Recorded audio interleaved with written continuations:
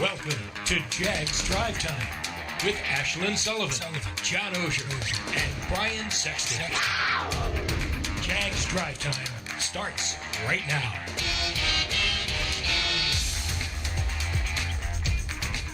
Is there also a part of you that was like, man, I'm glad I don't have to go through that? Nah, definitely. That's just the human element of it. Just seeing the results, you definitely like, whew, if there was any year to miss, I missed a great one. So. Every time I hear it, I laugh. The clip that has gone absolutely viral from Travis Etienne, and in the moment, you know, it was funny, but I didn't think it would catch the attention that it did. It's on the Pat McAfee show, it's on Rich Eisen's show. Well, it's just the man's just being honest. Well, that's it, and I think we lack a certain candor, right? Yeah. I mean, everyone wants to say the right thing in the social media age so that you don't go viral for the wrong reasons. And he just kind of laid it out there for what it is, and it's refreshing. Yeah, if for nothing else, I mean, they were 3-14. Yeah. So of course it's the year to miss. And then there was all the underlying, you know, what exactly was he talking about? What, you know, everything. So it was a great quote. It was, and I appreciate the honesty. Welcome into Jaguars Drive Time on a Tuesday. Lot to discuss here as the draft is only 9 days away. We get into big things here. Big thing one is smart. Aiden Hutchinson is the smart choice and the most popular draft choice as of now when you look at mock drafts, adding a defensive end to this defensive line. And when we were talking to Shaq Griffin, he seems on board with it as well. I think we just need someone scary. We need one more scary name because I feel like we got amazing pieces on defense, amazing. But one more person who can take pressure off either me, Josh Allen. We got Darius Williams. Now we got so many great guys. If you can get one more person on that D line to really scare people to take pressure off Josh Allen, who I feel like is going to have an amazing year, then we're going to be unstoppable. Big thing, too, is rising but risky. Now we go to the other popular draft choice, and that is Georgia defensive tackle Travon Walker, and he is seen as more of the risk. Can general manager Trent Baalke handle the risk of taking Travon Walker over the smart choice we just talked about in Aiden Hutchinson? But Walker's athletic ability, if you fall in love with it, maybe that's the smart choice. We'll talk a lot about that. And finally, big thing 3 is calm before the storm. It is very quiet around here, but it will not be quiet in about a week. The draft room down the hallway is getting the final touches, and I just showed a picture to Brian. My dad is in Vegas right now, and They are building the stage in the Bellagio fountain where players will walk on top of water, and they're going to do it big in Vegas. Players no walk surprise. on top of water. That does, that's, yeah, some of them think Well, they Trevor can. does. Beyond that. Yeah, So I've been going to the draft since they moved it out of New York. So Chicago, Philadelphia, Dallas, Nashville, Cleveland. And it's not a stage, right? It's a building. Yeah. I mean, when the NFL rolls in to bring the draft to your town, I mean, they roll in 6 weeks early and start building out, you know, because of all the television infrastructure they need. I don't think anybody will do it better than Nashville. I thought Nashville was amazing. But Vegas will do it in their own unique way. And I'm excited to get there next week and see. Yeah, the old man in me laughs because I can remember as a kid, I was a huge NFL fan. And there were many years I didn't know when the draft was. It was just not an event. And then really, Brian, since we started covering the league in '95, it was starting to bubble at that point, but it's just gotten progressively bigger and bigger and bigger. And I always thought it would be a terrible move to move out of New York. And it has put the event on steroids in terms of popularity and in terms of bigness. And it's remarkable how the NFL has managed to make the 17 weeks they play. I'm not going to say it's ancillary because obviously that's why they play. It's a show. But there are weeks and times of the off season that the news is just as big as it is during the regular season, which is an amazing thing they've done. If you get a sec, go, and I'm sure you can find it on YouTube, and find ESPN's original broadcast of the draft. People thought, you're crazy. Who's going to watch this? And, the electronics didn't exist. I mean, there's like a whiteboard, a chalkboard behind Pete Rozelle, and they're putting names up, and you have guys talking. They didn't have the video of all these college kids that they do today. And to see where it's become from there, which is like, 79, 80 that they first did it, to now, it's completely different. The amazing thing is, Brian, they're still guessing a lot of the time. Oh, there's no matter how. I mean, and they would never say that, but when you're dealing with young human beings who you are trying to project, if you look at the first round, as scientific as it's gotten, it is still largely, I don't want to say guessing game, there's more to it than that, but there's a lot of misses. So in 2015, which was the first year they took it out of New York, I got there on Tuesday. There's all kinds of off-the-field stuff that they do with these players. They take them to a school and a hospital, but it didn't feel like there was a huge event until Thursday morning. Yeah, that's when all the fans started arriving from all over the country. Are you going to say that's when you got there? No, I got there on Tuesday. Okay, gotcha. Follow along here. And so on Thursday, all the fans, and it was in the middle of the country for the first time. So you brought a lot of people from the West Coast in, right? And from, Dallas and Phoenix that probably wouldn't have gone all the way to New York. And all of a sudden it became an NFL festival, right? Mm-hmm. And that's what it feels like. And again, Vegas is going to feel off the chain. Yes. My absolute favorite thing about the Nashville draft is when you would have the bachelorette parties being interviewed, and they're like, "Are you kidding me? What's going on? This is my time." Yeah, it was. They didn't know the draft was happening. No, it was psychotic too. I mean, there was nowhere to stay.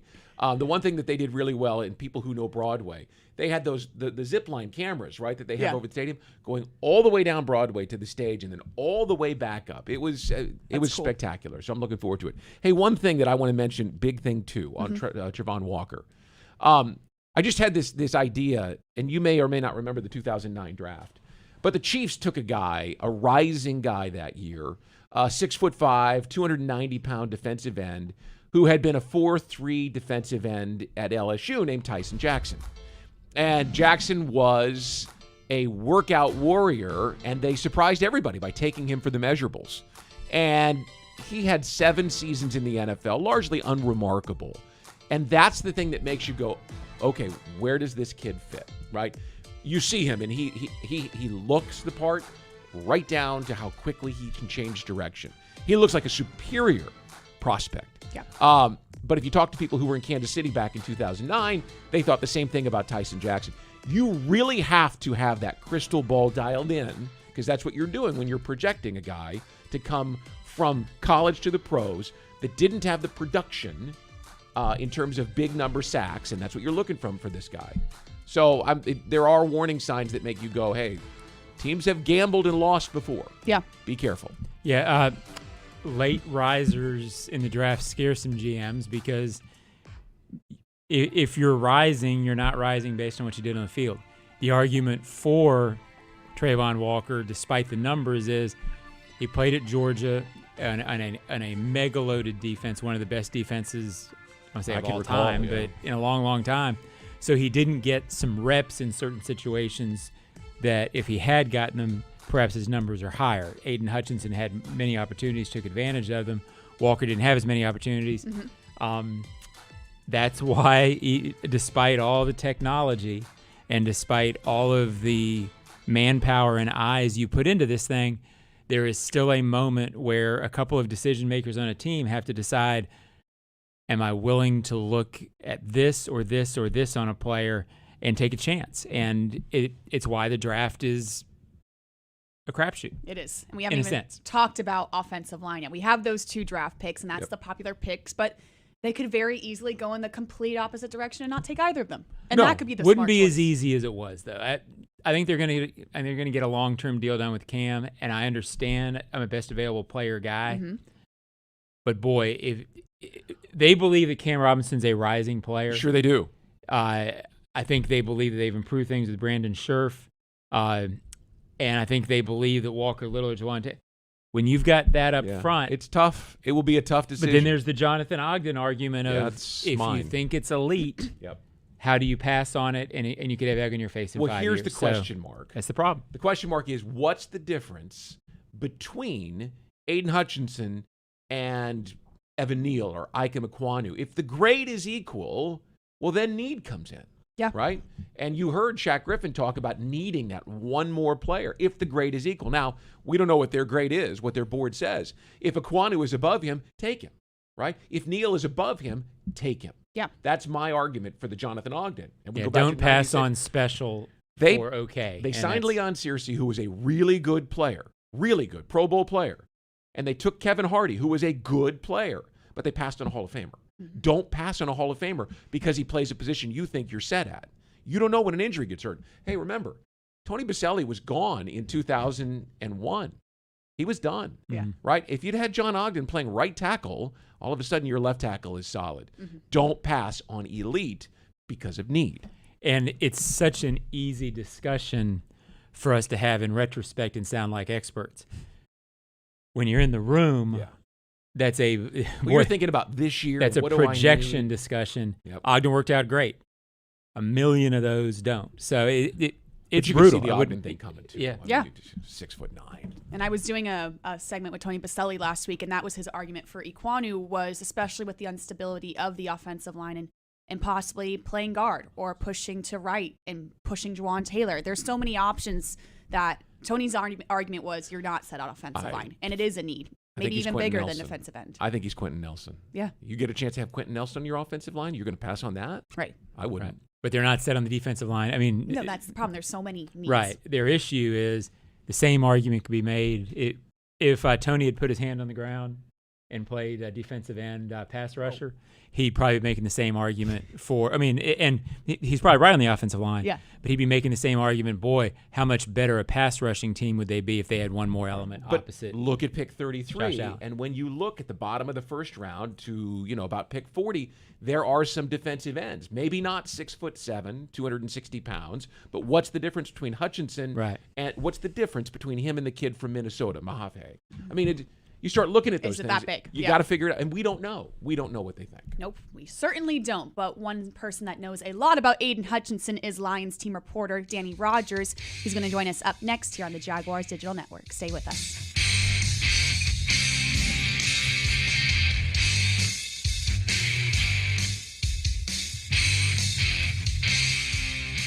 Your family isn't like anyone else's. Your home shouldn't be either.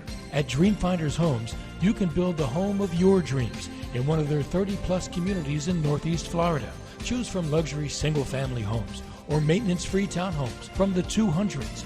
Dreamfinders specializes in homes built to fit your lifestyle.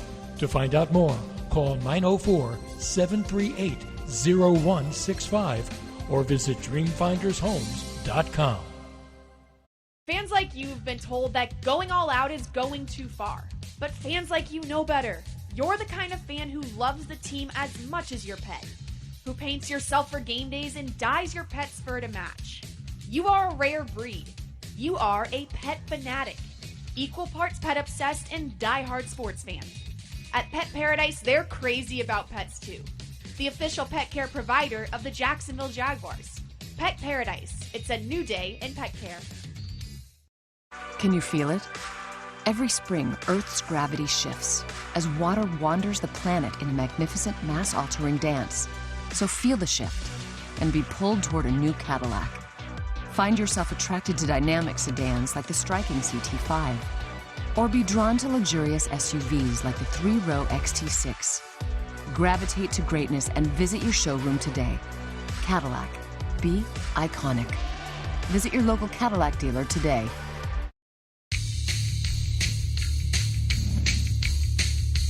You will not believe what Daly's Place has in store for you this year. Rapper Little Dirk is tonight. John Oehser will be there, front row. Soon to follow are the likes of Tim McGraw, the Lumineers, Dave Matthews Band, the Black Crowes, Her, Keith Urban, and more.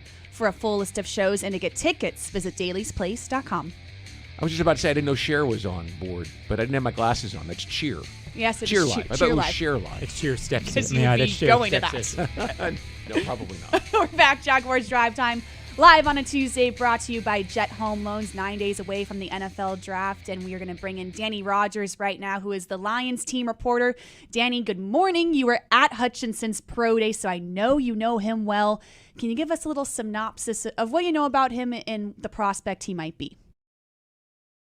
Good morning, you guys. Happy to be on here with you. I mean, I'll first throw it out there. I'm a Michigan alum, although I try not to let any of that play a factor in who I think the Lions might draft, who Jacksonville might draft, and certainly who Aiden Hutchinson is. But we kind of go way back. I interned with his sister at Michigan football for Jim Harbaugh. So I've known about the Hutch family for a minute. So to see Aiden Hutchinson just rise the ranks through this Michigan football program, especially what his dad was able to do there as a former Wolverine. And then just how great that family is. I don't know if you seen, but they travel very, very well. They're with Aiden throughout this entire process. So it's been really cool to watch. But Aiden got to go to his pro day. Unfortunately, Coach Harbaugh doesn't let media, at least local media, in to watch pro day. But he had another good showing. Really, it was the combine that slated him up there, if not number one, at least there in the top 3 or so. So he's put on quite a show this offseason leading up to the draft. And I mean, he's just, I feel like, one of a kind in this draft as well. So he certainly deserves all the recognition he's getting, and certainly possibly that number 1 overall pick there coming out of Michigan. So I'm going to put you on the spot, Danny, and it's real simple. If the Jaguars pass on him, do the Lions take the full 10 minutes, or do they take 10 seconds before their card is turned in? That's a great question. Thank you. Based on the off season and what General Manager Brad Holmes and Dan Campbell has let us in to see a little bit, they peeled back the curtains, not a whole lot. There's a lot of smoke there. But just based on that, I think they're going to at least take about 5 minutes off the board. I don't think they'll take the whole 10, but I think they will take at least 5 minutes off the board and just make people guess and keep them entertained a little bit. Well, you never know what offer might come in. Yeah. You just don't. I mean, somebody may get stupid and send something up there that you aren't anticipating. So you can't go in 10 seconds. The television networks don't want you to go in 10 seconds, but I think what you're saying is they would love to see him there. I think Detroit would love to see Aiden Hutchinson there. I mean, there are no questions about Hutch on field, off field. You know exactly what you're getting. He was in the building just Monday for his visit with the Detroit Lions. So you know that this team is certainly interested in a defensive end that has really good pass rusher capabilities. He uses his hands really well. Like I mentioned, had a really great showing at the combine. The only question sometimes is his athleticism and his abilities in the run game. Those are the only times there might be a little bit of weakness showing there. But and I asked a lot of people, I'm like, give me a weakness of Aiden Hutchinson, and it is so difficult for them to give me one. They can go on and on about his strengths and his work ethics. I know at Michigan, he was the guy that would show up an extra hour early to every single workout and practice. He asked the coaches and the staff to put him through the ring. Like he needed to keep being humbled throughout this entire senior season coming off of that injury junior year. And I can only imagine what the stats would have been his senior year if he had played junior year. But he was also really instrumental in just making everyone else around him better at Michigan. This team went to the national semifinal game, and it was Hutch who was making everyone better, including David Ojabo, who was a late bloomer to football in general. Hutch really brought Ojabo up with him. Really, really awful to see what had happened at Ojabo's pro day with his injury. But Hutch is just a guy that makes everyone better around him. I talked with him about what he loves about the Detroit Lions right now. It's the culture that Dan Campbell is building. He said, yeah, I saw that one press conference where Dan Campbell was shedding a tear because he was so emotional. He's like, that just made me want to play for him even more. So any team that gets Hutch is going to get a relentless player. That is the word that Hutch uses to describe himself. He said it was difficult to just pick one word at his pro day when I talked with him. But if anything, you're getting a very, very relentless dude in Hutch. This isn't a fair question because it involves speculation, but is there any talk around the team, meaning in the media up there at the pro day, about the Lions liking him enough to trade up? And I know there's no way to know it because trades happen out of the blue. But any sense about that at all, just from what people are talking about outside the team? To be honest, that for the first time that a trade up was proposed to me and in any form of the media was about a week ago. So it isn't something that has really been harped on as of late. It's really, really tough to say because this draft is so weird. And that's what really everyone is using to describe it. It's very weird. It's very unique. You don't have a clear cut number one. So if Detroit misses out on Aiden at number one, it's really tough for me to say that they think that there's no one else that can directly impact this team and be a day one starter. And that's exactly what they're looking for at that number 2 overall spot. So it's really tough for me to say that Detroit will trade up to get Hutch. So, I mean, we'll have to see.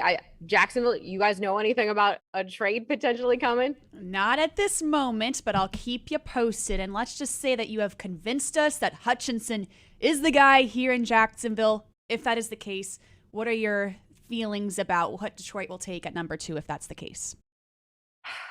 I am waiting until the very last second to do my mock draft because it is constantly changing. I mean, I saw a mock draft that came out this morning from NFL Network or ESPN, one of the two, and it had Trayvon Walker going number 1 overall to Jacksonville, and then Hutch falling to number 2 overall to Detroit. So I am waiting until the very last second to have to put myself out to the fire like that because literally no one really knows what's going to go on. I would like to see Lions pick up. I think Walker at number 2 if Hutch is not there, but you have a really good playmaker in Kayvon Thibodeau who has also been hovering around that top 3 spot. So I am waiting until the very last second to throw myself out to the dogs and just not pick a quarterback. I won't pick a quarterback at number 2 overall for Detroit. I will say that.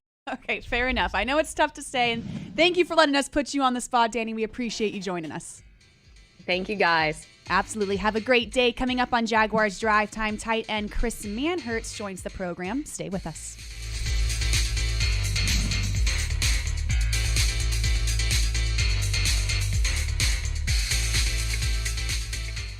Fans like you have been told that going all out is going too far. But fans like you know better. You're the kind of fan who loves the team as much as your pet, who paints yourself for game days and dyes your pet's fur to match. You are a rare breed. You are a pet fanatic, equal parts pet obsessed and diehard sports fan. At Pet Paradise, they're crazy about pets too. The official pet care provider of the Jacksonville Jaguars. Pet Paradise. It's a new day in pet care. Your family isn't like anyone else's. Your home shouldn't be either. At Dreamfinders Homes, you can build the home of your dreams in one of their 30-plus communities in Northeast Florida. Choose from luxury single-family homes or maintenance-free townhomes from the 200s. Dreamfinders specializes in homes built to fit your lifestyle. To find out more, call 904-738-0165 or visit dreamfindershomes.com. The Jacksonville RV Stadium Show is coming up. From Wednesday, April 27th to Sunday, May 1st, it's all about RVs, giveaways, and fun. Check out awesome products, demos, and catch a special appearance from Jackson DeVille on Saturday, April 30th at 11 a.m. and The Roar at 2 p.m. Happening in Lot J at the stadium in downtown Jacksonville. The Jacksonville RV Stadium Show, happening Wednesday, April 27th through Sunday, May 1st. We are back, Jaguars Drive Time, brought to you by Jet Home Loans. Very excited to have Jaguars tight end Chris Manhertz join Jaguars Drive Time. We were just saying it has been a while since we have all been back here in person. How's it going, and how did the first week of back in the building go? I'll tell you what, it feels great just to be around the guys, being around a new environment of coaches, and it's pretty lively, and guys are excited to get back to it. Since you went there.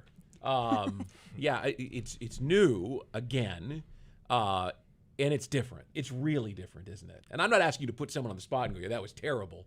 But the reality of it is that this just feels right. Right. And like I said, it's kind of hard to compare from last year, but I could just tell just the energy of guys in the building, the coaches. Coach Pederson is obviously, his resume speaks for itself. And having a championship pedigree and, the work that he has put in it as a player, it's just exciting to be around it. Mm-hmm. Now, you're known as a run blocking tight end, but you also have clearly receiving capabilities. Doug Pederson, known for that position, known for getting the most out of that position. How excited are you about that, and how do you feel like you can benefit from that? Oh, I'm very excited. You see a guy that heavily utilizes tight ends in his offense, and they're an integral part of the offense. I think it's good for our room. We obviously have me, Dan Arnold, Evan, Luke, and I think it's very complimentary for us to work off of each other and whatever the scheme entails for us in that particular week or even so for this year. You mentioned Evan Ingram. Press Taylor last week was mentioning how he can tell how in tune he is to the offense already by the questions he's asking. And now you've been in a meeting room with him for about a week. What have you seen out of him? Yeah, exactly that. I think right at this point in time, we're all just trying to get a grasp of the offense and the nuance that comes with the offense. But those type of questions, just being engaged, it could only help us by the time the season starts. What do you like about the offense in terms of Jaguars fans, I think, have seen it. They saw it in Philadelphia a little bit. But how do you feel like it's going to fit the personnel you have here? I think it's very complementary, and what I mean by that is that it's pretty much tailored by what the players can bring to the table, and that has also been a point of emphasis for us as a offense and what coach wants. It's going to be tailored to the skill sets, the best skill sets on this team. So for me as a player, you can't really go wrong with that. Tell us about the guys in that room. In particular, Dan Arnold came in the trade, and we didn't get the chance to sit with him like this because of the COVID. And you bring in Evan Ingram, who's a former first-round draft choice, who people are now looking and going, that's a sneaky good move to have that kind of a talent. What do you know from the personalities of these guys? I wouldn't even say it's sneaky. It's a great move. He's a hell of a player, and his tenure in New York, afar, watching from afar as a tight end, you see the type of dynamic player that he is. He could stretch the field. He's fast. He's almost like a big receiver in a sense.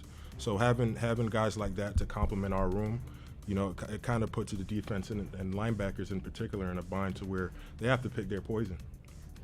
Now, guess who the most tenured Jaguars player in that room is now?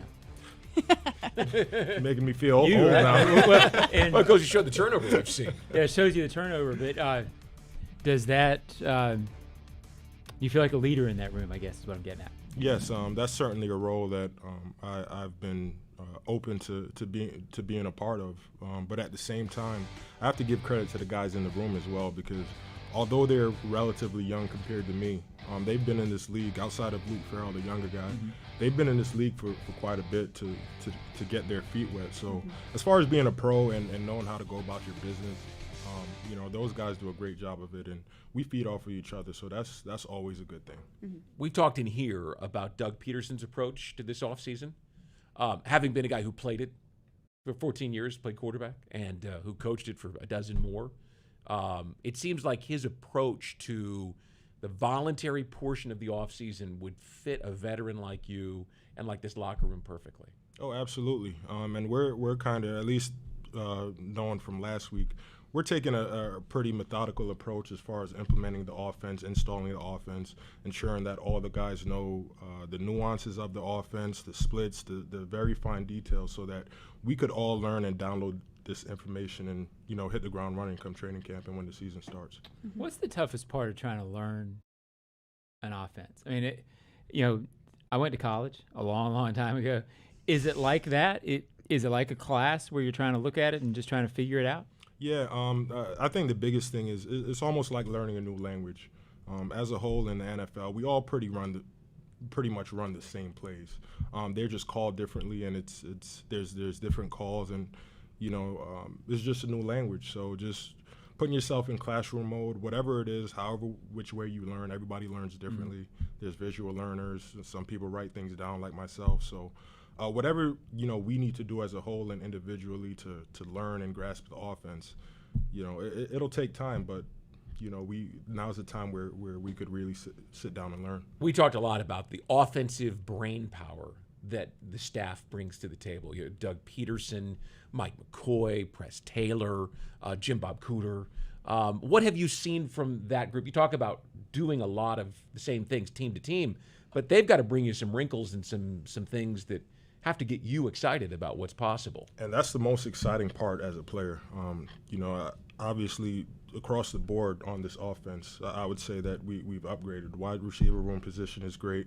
The tight end room position is in a better spot than it was last year talent-wise. And, those type of players, those type of moves, it just makes me excited just to work alongside with these guys. And I'm excited to see what we could do with them. I think we'd be remiss if we didn't ask about Trevor Lawrence. Yes. And what you expect from the young quarterback. What you saw from him at the end of the year with that brilliant performance against the Colts, And what sort of a jump is fair to expect from that young man? For me, it's just all about progress. And we know as a quarterback coming into this league last year in the situation that we was in, it's not the easiest. So having a little bit of grace in knowing that and knowing that the second year is really the year, usually and statistically, that guys really make that jump and get over that hump. So that's what I expect, just progress. And he's well on his way. I could tell that he's a lot more comfortable. He knows how things are done, and he's been a pro since he set foot in this building, so that's not really an issue. And the draft is 9 days away. I always think it's curious how many guys pay attention to this, look at mock drafts. What's your approach to this? Do you research this at all, or whoever comes shows up? To be honest with you, whoever comes just shows up. I'm watching the draft, seeing who's selected, obviously, and whoever we select, it's a new teammate. Can't get ready, can't wait to work with them and see what they bring to the table as well. So it's pretty exciting. And tell us what you do for fun, if you will, in this offseason. You're learning a new offense, but I know you have kids, hopefully spending some more time with them. What has just your offseason been like? My offseason has been full-blown dad mode and training, obviously. That's pretty much all I have the wiggle room for in having a baby. But it's been great. It's been very humbling to be more present, be around, especially in the offseason, and just – take a break from football and just focus on what really the priorities are. Love that. Well, Chris, thank you so much for joining Jaguars Drive Time. We appreciate you. Appreciate you. Thanks for having me. Absolutely. Much more to come here on the Jaguars Digital Network.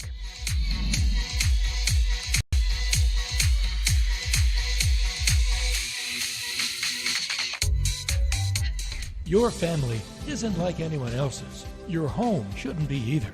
At Dreamfinders Homes, you can build the home of your dreams in one of their 30-plus communities in Northeast Florida. Choose from luxury single-family homes or maintenance-free townhomes from the 200s. Dreamfinders specializes in homes built to fit your lifestyle. To find out more, call 904-738-0165 or visit dreamfindershomes.com. At VyStar Credit Union, you inspire us to deliver on our promise, to do good for our members and our communities. That's why we offer more banking options, like better rates and no hidden fees. We also give back, donating several $1 million to hundreds of nonprofits each year. Better financial lives, stronger communities. VyStar Credit Union. Do good. Bank better. Visit vystarcu.org/join. Insured by NCUA. Do you know someone whose work in the community deserves the limelight? Nominate them at TIAABank.com/community champion so we can celebrate their impact on equity, education, or the environment. Each champion will enjoy a Jaguars game from VIP field seats, see their story told on the big screens, and receive $1,000 towards their cause. Nominate someone before May 6th. Visit TIAABank.com/community champion for details.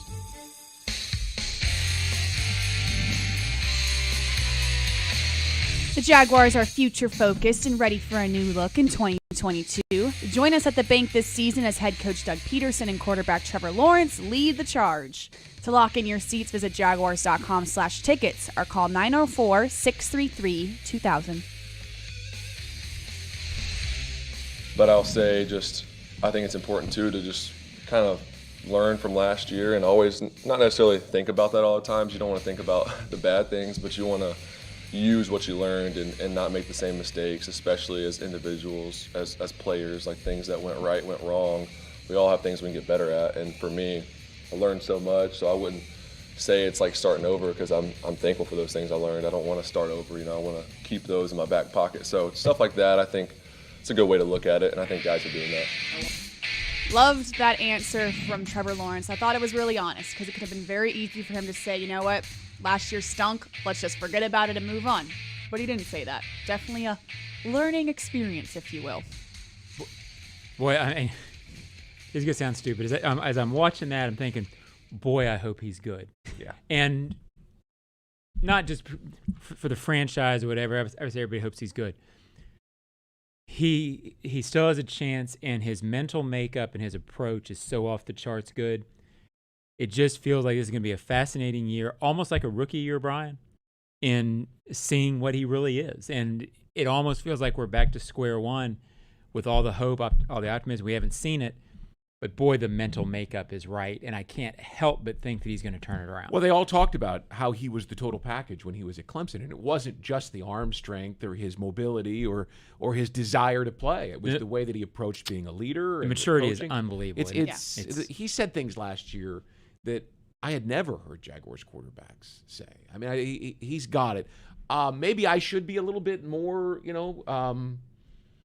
objective about it, but I don't have any doubt that he's going to be really good. No worries. I don't know that he's going to be Peyton Manning. I mean, I don't know that you can say that, but I believe he's going to be really good. Mm-hmm. At his floor is really good. Right. His upside is outstanding. Yeah, and it helps when you hear a press conference like that and set it straight and everything like that. Yep. Well, quarterback's so much mental, and so many fail because they don't have that gives them the shot, and you can't help but think with the physical ability it's going to be there.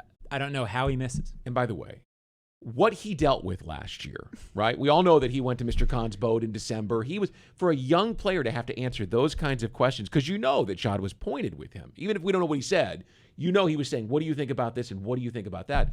Well, most young quarterbacks are just thinking about the game plan. I don't know. Yeah, right. What do you think? Yeah, right.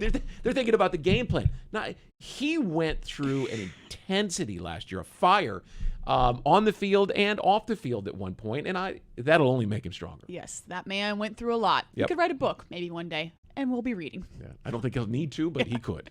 John, what do you got coming up this week? We are starting the draft coverage, Bucky Brooks and myself, with a position-by-position series.